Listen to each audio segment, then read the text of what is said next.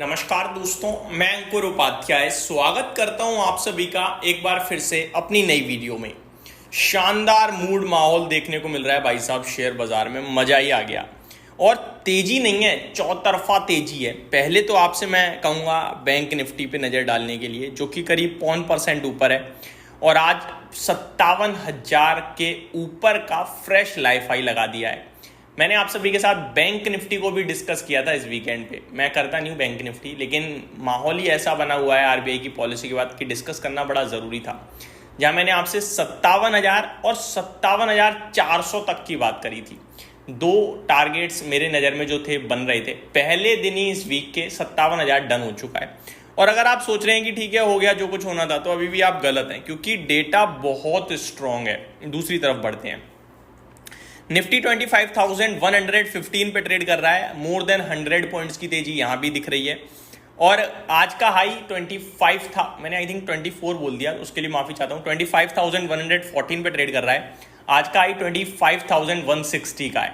तो market superb है। अच्छा, कमाल की तेजी पता है कहां पे है? मिड कैप और स्मॉल कैप। ये तो भाई साहब रुक ही नहीं रहे हैं, नेक्स्ट लेवल आउट परफॉर्मेंस चल रही है। और अगर मिड कैप और स्मॉल कैप में आउट परफॉर्मेंस चल रही है ना, इसका मतलब है पोर्टफोलियो में आउट परफॉर्मेंस चल रही है इन्वेस्टर्स की। 1% ऊपर मिड कैप इंडेक्स है, 1% ऊपर स्मॉल कैप इंडेक्स है। और मार्केट ब्रेथ भाई क्या कहने, 2020 शेयर्स पॉजिटिव हैं, 454 शेयर्स केवल नेगेटिव ट्रेड करते हुए दिख रहे हैं। मैंने आप सभी के साथ वीकेंड पे ये भी कहा था कि बैंकिंग क्षेत्र में बढ़िया एक्शन है, रियल एस्टेट में बढ़िया एक्शन है। पूरे के पूरे आरबीआई की पॉलिसी के बाद रेट सेंसिटिव सेक्टर्स तूफानी तेजी से भाग रहे हैं। लेकिन Monday IT can be the leader, और आप देख सकते हैं आज आईटी सेकंड टॉप गेनर है। आईटी सेक्टर पहले पीएसयू बैंक्स है, और पीएसयू बैंक्स भी मैं लगातार डिस्कस करता आया हूं आपके साथ अभी एक हफ्ते डेढ़ हफ्ते से ही। ये रिसेंटली डिस्कस किया, ऐसा नहीं पीछे से कर रहा हूं, अब भी रिसेंटली। और आईटी वीकेंड पे बोला, क्यों बोला था? उसके पीछे दो रीजन थे। पहला, नैस्डैक इंडेक्स जो बीते 3 दिनों से अच्छी तेजी में रहा है, लेकिन भारत में आईटी इंडेक्स उतना परफॉर्म ही नहीं कर रहा। और दूसरा बड़ा रीजन था अमेरिका के जॉब्स डेटा, बहुत ही शानदार दमदार थे। और जब अमेरिका में चीजें पॉजिटिव होंगी तो आईटी लीड करेगा। इसीलिए आज आईटी सेक्टर 1.25% ऊपर दिख रहा है आप सभी को। मिड कैप सिलेक्ट में दीजिए, और आईटी में रियल एस्टेट में आज हल्की प्रॉफिट बुकिंग है। और ये भी मैंने कहा था कि यहां प्रॉफिट बुकिंग दिख सकती है थोड़ी बहुत, लेकिन क्योंकि बहुत बड़ा मूव आ गया था। रियल एस्टेट ना केवल फ्राइडे चला है, वो बीते हफ्ते चलता रहा, तो हो सकता है आपको प्रॉफिट बुकिंग देखने को मिले। ये भी मैंने आपसे कहा था। तो पूरी की पूरी जो हमारी स्टडी थी वो आपके साथ शेयर करी थी, वो एकदम परफेक्ट निकली।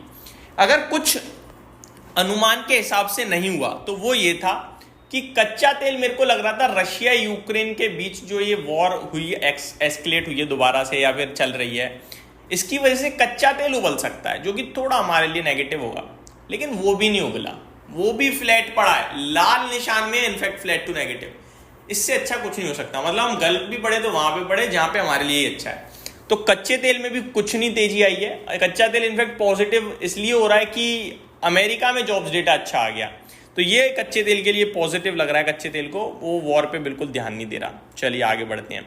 अब मैं आप सभी के साथ इंटरेस्टिंग चीजें शेयर करना चाहूंगा दोस्तों। स्टॉक्स की बात करना चाहूंगा आप सभी के साथ।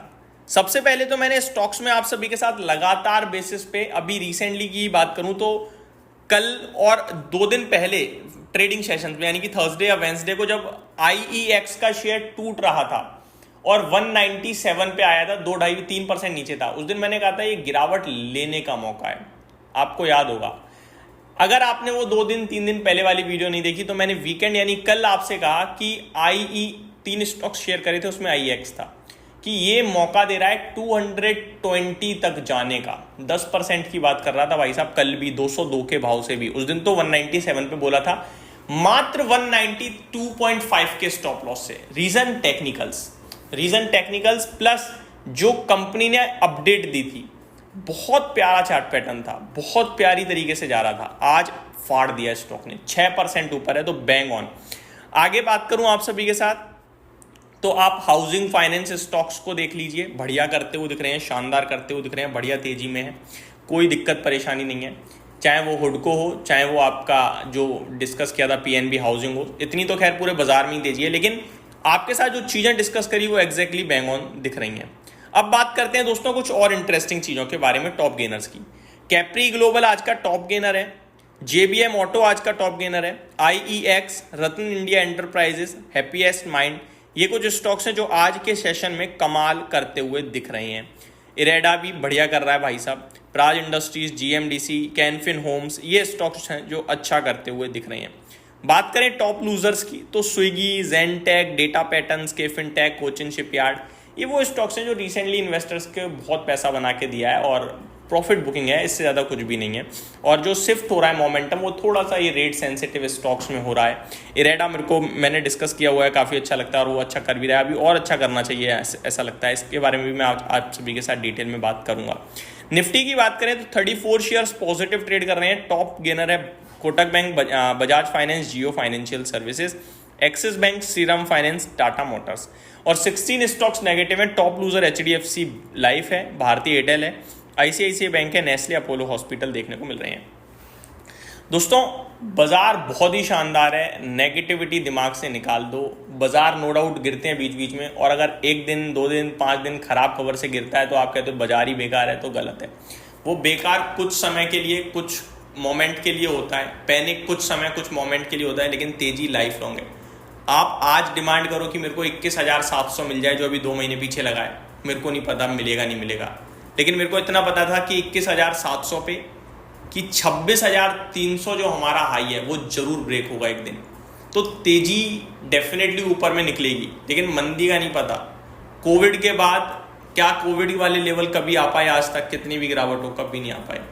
जो डटा रहेगा, बैठा रहेगा, पैसा बनाता रहेगा, लेकिन जो गिरावट में अपॉर्चुनिटी तलाशेगा और उठाएगा वो वेल्थ बनाएगा। मार्केट सिर्फ ऐसे जाता तो लोग वेल्थ नहीं बना पाते, तो सिर्फ पैसा बना पाते हैं रोजगार के हिसाब से, थोड़ा बहुत और बना लेते और क्या। लेकिन जब ऐसे जाके वो 3 साल पीछे चला जाता है किसी भी समय वो क्रैश में, वो आपके लिए वेल्थ क्रिएशन का काम करता है। मैं आपको बहुत बार हिस्ट्री रिपीट कर चुका हूँ कि भाई साहब इतिहास उठा के देखो, पढ़ो जितना हो सके।